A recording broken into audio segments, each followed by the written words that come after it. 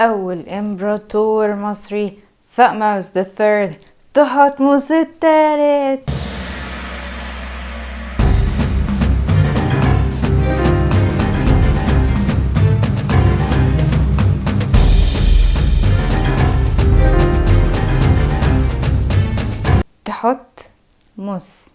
تحت أو تحوت اللي هو إله الحكمة اللي كان تميمة كأس الأمم في 2019 اللي اتكلمنا عنه قبل كده.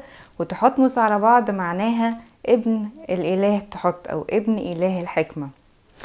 احنا دلوقتي في الأسرة 18 والملك هو الملك تحتمس التاني. كان متجوز حتشبسوت بس كان عنده منها بنات بس، لكن ولي العهد بتاعه كان من زوجة غير رئيسية وكان اسمه تحتمس الثالث. تحتمس الثاني مات بدري، لكن بكده اتنقل الحكم من تحتمس الثاني للثالث، لان تحتمس الثالث كان صغير فحتشبسوت قالت انا اللي هكون وصية عليه. فضلت وصية عليه لفترة وبعد كده عينت نفسها ملك على مصر. وبكده مصر بقى عندها كم ملك؟ 2، حتشبسوت وتحتمس الثالث.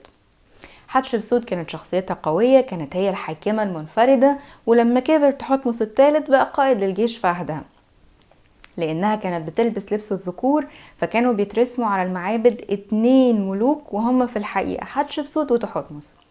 بعد 22 سنة حكم ماتت حتشبسوت، وبكده راح ملك وتفضل لمصر ملك واحد يحكم منفردا وهو تحتمس الثالث. منسوش على الشمال في زرار هنا كده لو دوسنا عليها نشترك في القناة من غير ما نوقف الفيديو من غير ما نروح في حته. يلا بينا نرجع لتحتمس. في عهد حتشبسوت كانت مصر قوية ومزدهرة، وكانت كمان علاقتها مع باقي الدول سلمية. لما ماتت حتشبسوت كان تحتمس في العشرينات. في دول كنعانية تابعة لمصر قررت انها تتمرد عليه. تحتمس طور في الأسلحة المستخدمة في الجيش وطور في تدريبات الجيش وحط خطط عسكرية كانت حتى المستشارين بتوعه بيتفاجئوا بيها. في النهاية تحتمس الثالث راح حاربهم في معركة اسمها مجيدو أو مجدو، وهناك انتصر عليهم. تحتمس الثالث حارب من 17 ل 20 حملة عسكرية. اشمعنى مجدو هي الأشهر بالاسم؟ هل لأنه انتصر فيها؟ تحتمس الثالث كسب كل الناس، كل الحروب اللي دخلها كسبها، لكن مجدو هي أول معركة تسجل في التاريخ. تحتمس الثالث جاب ثانوني الكاتب بتاعه وخلاه يحضر معاهم كل الخطوات بتاعة الحرب كأنه مراسل، يحضر كل الخطوات بتاعة الحرب من أول التخطيط لحد ما رجعوا ووثقوا ده على جدران المعابد. تحتمس الثالث كمان اخترع سلاح القوات البحرية علشان تساند القوات البرية في الحروب بتاعتها.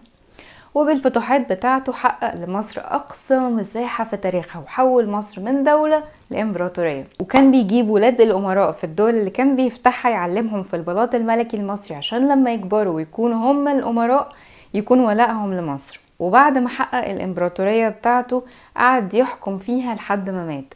تحتمس الثالث في عهده ازدهرت الصناعة والتجارة وحتى الفن. كانت أول مرة المقابر ما يكونش فيها نقوش لكن يكون فيها رسوم، إلى جانب كمان أنه بنى 50 معبد.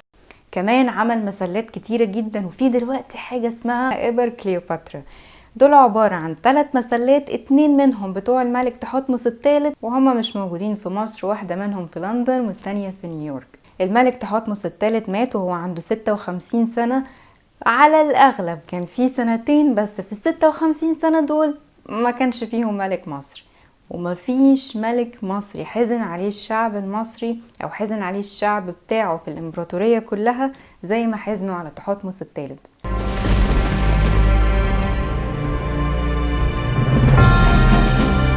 بعد ما مات تحتمس الثالث ب3000 سنة العلماء لقوا المقبرة بتاعته، بس للأسف لقوها متأخر لأن اللصوص كانوا سبقوهم.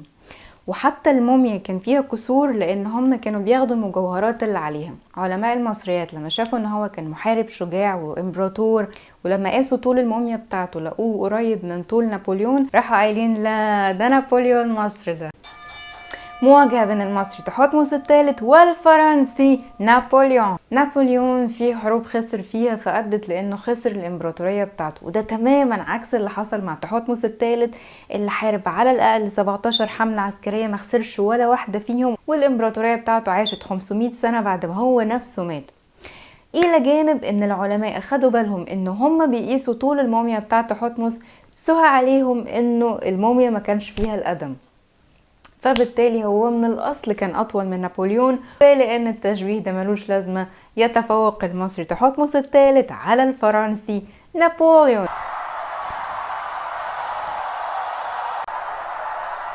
العلماء لقوا بعد كده ان الحروب اللي قام بيها تحتمس اثرت في مصر 400 سنة بعد كده، وكان شبهه هنا الاسكندر الاكبر لانه الفتوحات اللي قام بيها اثرت على اليونان 1000 سنة بعد كده.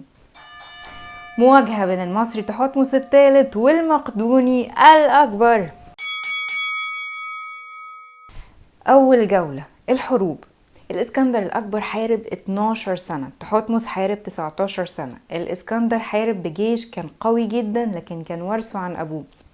تحتمس كان لازم يطور في الجيش ويدخل فيه كمان القوات البحرية علشان يقدر يأمن حدود مصر وكمان يكون الامبراطورية بتاعته. بالنسبة لمعارك الاسكندر كان فيهم 4 معارك كبار، في دول دخلها بانه حاصرها، كان ليه حروب مع جيوش تانية كانت جيوش قبائل، وفي دول كمان دخلها بمجرد استسلام أهلها ليه. لكن تحتمس الثالث من 17 ل 20 حملة عسكرية هو كان بيحارب جيوش محترفة. الإسكندر كان بيحارب جيوش من الدرجة الثانية، جنرالات من الدرجة الثالثة، على عكس تحتمس الثالث اللي كان بيحارب جيوش قوية جدا فيها أفضل القادة، كمان مسلحة بأحدث الأسلحة.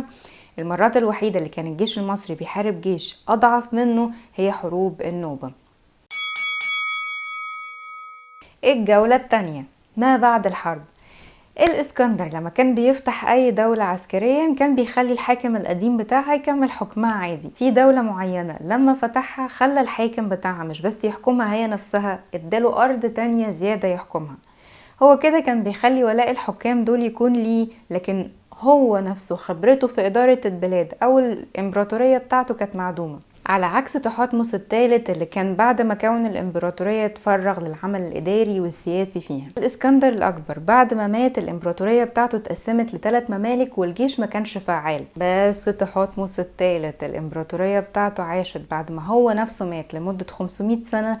الجيش المصري ما دخلش عليه تعديلات جذرية لمدة 400 سنة بعد التعديلات اللي قام بيها، وكان من اقوى جيوش المنطقة. الجولة الثالثة هو كان ايه سبب الحرب اصلا؟ الاسكندر الاكبر كان ابن الاله زيوس. الاسكندر كان مثله الاعلى هو اخيل، الى جانب كمان ان كان في اليونان حاجة اسمها مصطلح سيتي ستيت، مدينة دولة. بتبقى مدينة جوه دولة كبيرة بس سياستها والاقتصاد بتاعها حتى الجيش مستقلين بنفسهم. فعشان كده بنلاقي حاجة في الافلام زي This is Sparta، كانوا بيحاربوا لسبارتا اللي هي اساسا جزء من اليونان، كان ليها الجيش بتاعها. فكان المجد بالنسبة للإسكندر الأكبر إنه يفتح أكبر عدد من البلاد، وكان المجد ده شخصي. لكن المصطلح ده ما كانش موجود في مصر، ومن قبل تحتمس الثالث مجد أي ملك هو مجد الدولة اللي بيحكمها. فبالنسبة لتحتمس الثالث المجد هو كان مجد الدولة والإمبراطورية بتاعته، ما هواش مجد شخصي. وفي كل الجولات وفي كل النواحي يكتسح المصري تحتمس الثالث نظيره الأكبر. وزي ما تحتمس الثالث كسب اليونان، كسب كمان الرومان، لأن يوليوس قيصر اللي حول روما من دولة الإمبراطورية كان هو كمان قائد عسكري، بس الحروب اللي خاضها كانت كلها على بعض 8 حروب. فمن غير دخول في تفاصيل كان تحتمس الثالث أفضل من أباطرة وقادة عسكريين في الزمن القديم والجديد، لكن للأسف كلهم أشهر منه. اعملوا شير يا جماعه مش عشاني، عشان تحتمس الثالث. لو عجبتكم الحلقه ما تنسوش تدوسوا لايك وشير وتكتبوا في التعليقات اغرب حاجه سمعتوها عن ملك النهارده. ما تنسوش تدوسوا سبسكرايب وتفعلوا الجرس عشان كل ما اعمل فيديو جديد اليوتيوب يعمل لكم تريرين تريرين.